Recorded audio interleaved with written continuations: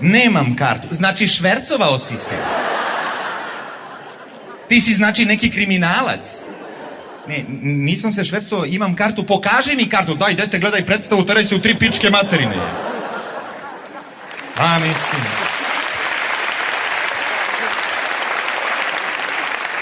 Vaspitačice, Petar Pan psuje. Na kraju sam se potukao s decom u vrtiću. Ne, i dobio sam batine, nemoj da brinete. Bio u klinci ko nenormalni, jel?